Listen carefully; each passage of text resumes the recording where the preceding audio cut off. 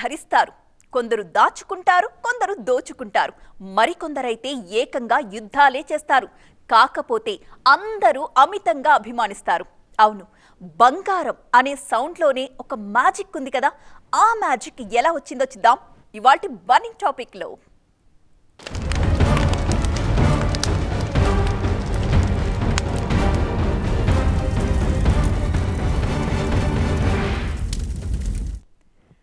పలుకే బంగారమాయన. ఎస్, ఇవాళ నా పలుకే బంగారమైపోయింది. బంగారు ప్రపంచం గురించి పరిచయ వాక్యాలు చెబుతున్న నా పలుకు నిజంగానే బంగారం కదా. ఎందుకంటే మనిషి మనుగడతో పెనవేసుకుపోయి దేశాల ఆర్థిక భవిష్యత్తుల్ని శాసిస్తున్న బంగారం మూలాల్ని, బంగారం నిలవల్ని లెక్కగట్టే ప్రయత్నం చేస్తున్న నా పలుకు బంగారమేగా. దగదగ మెరిసే అందమైన లేలేత పసుపు వర్ణం, రాజసం వలకబోసే అత్యంత విలువైన లోహం, భూమిలో పుట్టేది, జగతి జాతకాల్ని రాసిపెట్టేది, world precious chemical element, atomic number 79, Latin శబ్దం గోల్డ్, అచ్చ తెలుగులో పిలిస్తే బంగారం. తరతరాల పాటు చెరగనిది, సుస్థిరమైనది, శాశ్వతమైనది స్వర్ణ సంపద. తులం బంగారం లక్షకు చేరుకుంటున్న సందర్భంలో బంగారం ధర మీదే కాదు, బంగారం మూలాల మీద కూడా ఆసక్తికర చర్చ జరుగుతోంది. ఆభరణాలు, నాణాలు, బిస్కెట్లు, కడ్డీలు ఇలా అనేకానేక రూపాల్లో దాచుకునే బంగారం ప్రపంచం మొత్తం మీద ఎంతుండొచ్చు? వరల్డ్ గోల్డ్ కౌన్సిల్ వేసిన అంచనా ప్రకారం చూస్తే భూగర్భంలో మొత్తం బంగారం నిల్వలు 2,44,000 మెట్రిక్ టన్నులు. చరిత్రలో ఇప్పటి వరకు తవ్విన బంగారం 1,87,000 మెట్రిక్ టన్నులు. ఇంకా తవ్వకాల్లో ఉన్నా తవ్వుకోలేక భూమి లోపలే మిగిలిపోయిన మొత్తం బంగారం 57,000 మెట్రిక్ టన్నులు. ఒక్క మెట్రిక్ టన్ 1000 కిలోలకు సమానం. అంటే 5,70,00,000 కిలోల బంగారాన్ని మన కోసం ఇప్పటికీ భూమాత తన ఒడిలో దాచిపెట్టుకునే ఉందా? 2019లో 3,531 టన్నుల బంగారాన్ని వెలికితీశారు. ఇది అంతకు ముందటి సంవత్సరం కంటే 1% తక్కువ. క్రమక్రమంగా గనుల్లోంచి బంగారం తవ్వకాలు తగ్గుతూ వస్తున్నాయా అని సాక్షాత్తు వరల్డ్ గోల్డ్ కౌన్సిలే ఆందోళన వ్యక్తం చేసింది. బంగారు గని తవ్వకాల్లో చైనా ఎప్పుడూ చురుగ్గానే ఉంటోంది. 2024లో ఏకంగా 380 టన్నుల బంగారాన్ని తవ్వుకుంది డ్రాగన్ కంట్రీ. ఆ తరువాతి స్థానాల్లో రష్యా, ఆస్ట్రేలియా, కెనడా ఉన్నాయి. ప్రపంచవ్యాప్తంగా యుద్ధ భయాలు పెరిగినందుకో ఏమో దేశాలన్నీ పసిడి బాట పట్టేశాయి. శత్రు దేశాలు ఆర్థిక వ్యవస్థల్ని చెరబడితే బంగారమే కాపాడుతుందని ఒక నమ్మకం. అందుకే బంగారం లాంటి స్థిర నిల్వల్నే గట్టిగా నమ్ముకుంటున్నాయి. యుక్రెయిన్తో యుద్ధం చేస్తున్న రష్యాని కాపాడుతోంది కూడా ఈ బంగారం నిల్వలే. ఇంతకీ గోల్డెన్ రేస్లో ఛాంపియన్గా నిలిచే దేశం ఏది చూసేద్దాం. దేశాల భవిష్యత్తును కూడా డిక్టేట్ చేసేంత సత్తా ఉంది పుత్తడికి. తమ దగ్గరుండే బంగారు నిల్వల్ని చూపెట్టి తిరుగులేని పవర్ సెంటర్స్ గా చెలామణి అవుతాయి కొన్ని దేశాలు. టాప్ 10 గోల్డెన్ కంట్రీస్ లిస్ట్ తీస్తే అందులో నేనే నంబర్ 1 అంటూ కాలరెగరేస్తుంది అమెరికా. ప్రపంచంలోని అత్యధికంగా 8,133 టన్నుల బంగారం అమెరికా దగ్గరే మూలుగుతోంది. ఆ తరువాతి 4 స్థానాలు జర్మనీ, ఇటలీ, ఫ్రాన్స్, రష్యావి. ఈ దేశాలన్నీ దాదాపు 2,500 టన్నుల పసిడిని దాచుకున్నాయి. పుత్తడి నిల్వల్లో ప్రపంచంలో 8వ స్థానంలో ఉన్న మన దేశంలో మాత్రం కేవలం 876 టన్నుల బంగారం మాత్రమే ఉంది. ఇది అధికారిక లెక్క. కానీ ఇక్కడ షాకింగ్ న్యూస్ ఏంటో తెలుసా? బంగారం నిల్వల విషయంలో అమెరికా కంటే 6 అడుగుల పైనే ఉంది ఇండియా. ప్రస్తుతం ఆర్బీఐ దగ్గరుండే బంగారు నిల్వ 876 టన్నులే అయినా అనధికారికంగా ఇండియాలోని అన్ని కుటుంబాల్లో కూడబెట్టిన మొత్తం బంగారం దాదాపు 25,000 టన్నులు. 2 ఏళ్ల కిందట వరల్డ్ గోల్డ్ కౌన్సిల్ చేసిన ప్రత్యేక అధ్యయనంలో తేలిన లెక్క ఇది. తరతరాలుగా కొనిపెట్టుకుని బీరువాల్లోనో బ్యాంకు లాకర్లలోనో జనం దాచిపెట్టుకున్న బంగారు నిల్వలు ఆర్బీఐ దగ్గరుండే బంగారం కంటే దాదాపు 30 రెట్లు ఎక్కువ. ఈ మొత్తం కలిపితే అమెరికాకున్న 8,000 టన్నుల బంగారానికి 4 గింతలయ్యే అవకాశముంది. హెచ్ఎస్బీసీ రిపోర్టు ప్రకారం America, Germany, Italy, France, Russia, China, Switzerland, Japan, Turkey ఇన్ని దేశాల రిజర్వ్ బ్యాంకుల్లోని బంగారాన్ని కలిపి చూసినా భారతీయుల ఇళ్లల్లో ఉన్న బంగారం అంతకు కొన్నింతలు ఎక్కువే. ఇది మాత్రం పక్కా. సో పుత్తడి నిల్వల విషయంలో అగ్రరాజ్యం అమెరికా కూడా మన ముందు దిగదుడిపే అన్నమాట. ఇప్పటికీ ఆర్బీఐ పసిడి వైపు తన పరుగు ఆపనేలేదు. బంగారాన్ని ఏటా కొంటూనే ఉంది. గత ఆర్థిక సంవత్సరంలో 27 టన్నుల బంగారాన్ని కొనుగోలు చేసింది ఆర్బీఐ. మన దేశపు మొత్తం విదేశీ మార్కద్రవ్య నిల్వల్లో బంగారం వాటా 8% దాటేసింది. 5,000 టన్నుల బంగారాన్ని అలా ఒక్కచోట ఉంచితే దాన్నేమంటారు? బ్రిటన్లోని బ్యాంక్ ఆఫ్ ఇంగ్లాండ్ బంగారు భాండాగారం అంటారు. ప్రపంచంలోకెల్లా అతిపెద్ద గోల్డ్ లాకర్ ఇది. ఇండియాతో పాటు అనేక దేశాలకి కూడా భద్రతను భరోసాను ఇచ్చే బంగారు బీరువా ఇది. 1,00,000 కిలోల బంగారం భారత గడ్డపై దిగిన అరుదైన సందర్భం గుర్తుందా? గతేడాది అక్టోబర్లో 100 టన్నుల బంగారాన్ని లండన్ నుంచి ఇండియాకు తీసుకొచ్చింది ఆర్బీఐ. ఇండియన్ ఎకానమీలో మళ్లీ స్వర్ణయుగం మొదలైందా అనిపించే గోల్డెన్ మూమెంట్ అది. దీని వెనుక పెద్ద ఫ్లాష్ బ్యాకే ఉంది.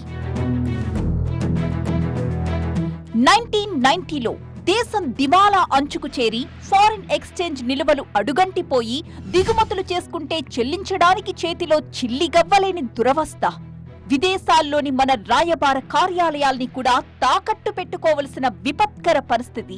చేసేది లేక 47 టన్నుల బంగారాన్ని ఢిల్లీలోని ఆర్బీఐ వాల్ట్ల నుంచి బయటకు తీసి ఇంగ్లాండ్కు నౌకల ద్వారా తరలించి అక్కడ తాకట్టు పెట్టి ఆ విధంగా ఆర్థిక గండం నుంచి గట్టెక్కారు.